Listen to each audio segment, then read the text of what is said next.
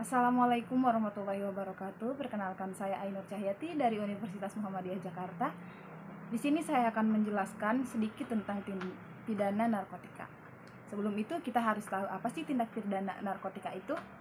Tindak pidana narkotika bisa juga diartikan sebagai suatu perbuatan yang melanggar ketentuan-ketentuan hukum narkotika yang bisa kita lihat dalam Undang-Undang Nomor 35 Tahun 2009 tentang narkotika. Nah, kemudian apa sih yang menjadi dasar hukum tindak pidana narkotika itu?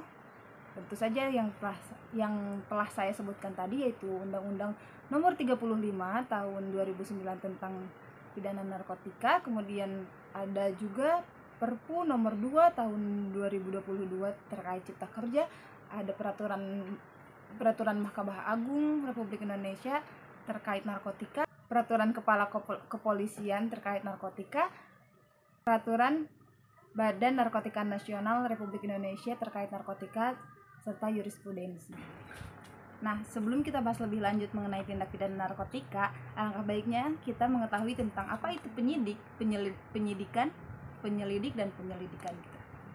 Nah, dalam Kitab Undang-Undang Hukum Acara Pidana, di dalam pasal 1 angka 1 disebutkan bahwa penyidik adalah pejabat polisi negara Republik Indonesia dan pegawai negeri sipil yang diberi wewenang oleh undang-undang secara khusus untuk melakukan penyidikan.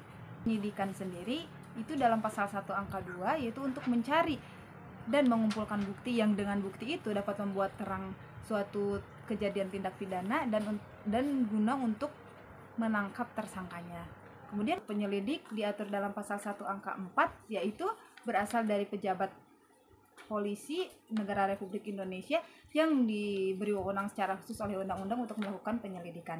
Pasal 1 angka 5-nya di sini tertera bahwa penyelidikan itu untuk mencari dan menemukan suatu peristiwa yang diduga sebagai tindak pidana, sehingga dapat menentukan untuk dapat dan tidaknya dilanjutkan penyidikan begitu. Nah, seperti yang kita ketahui bahwa di Indonesia itu ada Badan Narkotik Nasional, bahwa tugas dan wewenangnya itu ya untuk memberantas penyalahgunaan dan peredaran gelap narkotika serta prekursor narkotika kayak gitu. Nah, dalam tugasnya tentu saja BNN perlu penyidikan dan penyelidikan kayak gitu. Maka dari itu penyidik BNN juga memiliki beberapa wewenang. Nah, di sini saya akan sebutkan beberapa wewenang dari penyidik BNN tersebut. Yang pertama tentu saja yaitu melakukan penyelidikan dan penyidikan mengenai laporan atas adanya penyalahgunaan dan peredaran gelap narkotika serta prekursor narkotika. Kemudian juga dia dapat memeriksa orang ataupun korporasi yang diduga melakukan peredaran narkotika ataupun penyalahgunaan dan peredaran gelap narkotika seperti itu.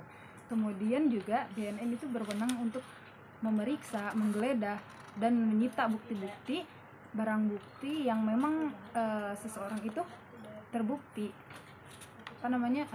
diduga melakukan penyalahgunaan dan penyalahgunaan narkotika gitu.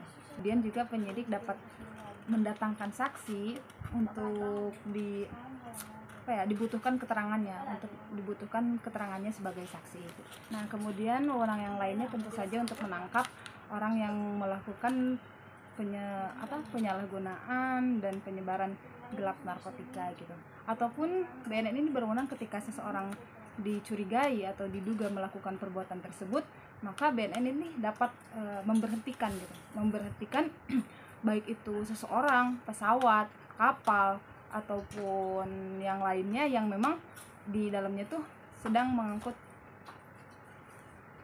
yang memang di dalamnya itu terdapat narkotika gitu. Kemudian juga dapat mendatangkan orang gitu sebagai saksi yang dibutuhkan keterangannya gitu. Kemudian juga dalam proses penyidikan ini BNN diperbolehkan untuk menyadap gitu. Ketika sudah ada bukti yang cukup gitu, maka BNN ini diberikan wewenang untuk menyadap gitu. Menyadapnya dengan cara misalnya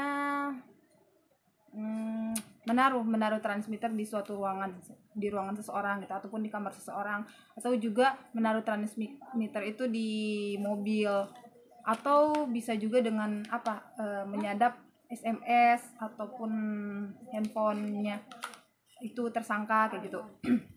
Dan juga bisa lewat CCTV juga dan lain sebagainya. Pokoknya ketika sudah ada bukti yang cukup, maka penyadapan itu diperbolehkan, karena memang tujuannya itu agar si pelaku atau tersangkanya itu tidak dapat mengembangkan apa yang sedang ia lakukan sekarang kayak gitu.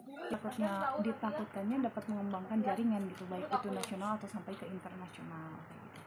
Kemudian juga ketika seseorang memang terbukti melakukan tindak penyalahgunaan narkotika, maka di sini BNN berwenang untuk memberhentikan orang tersebut kayak gitu dan menangkap orang tersebut. Selain itu juga BNN berhak gitu atau memiliki wewenang ketika seseorang dicurigai, dia dapat melakukan tes urin ataupun dengan sidik jari dan memotret tersangka, itu diperbolehkan gitu. Nah, bahkan BNN sendiri dapat berkamuflase gitu. Seandainya memang terjadi, BNN sendiri diperbolehkan untuk menyamar ataupun menyeludup membeli barang tersebut gitu, untuk berpura-pura kayak gitu, dan nantinya dengan tujuan untuk menjalankan misi seperti itu. Sebenarnya masih banyak tugas dan wewenang dari BNN sendiri ya, namun tidak dapat saya sampaikan satu persatu di sini. Mungkin hanya itu yang dapat saya sampaikan, kurang lebihnya mohon maaf. Terima kasih atas perhatiannya. Wassalamualaikum warahmatullahi wabarakatuh.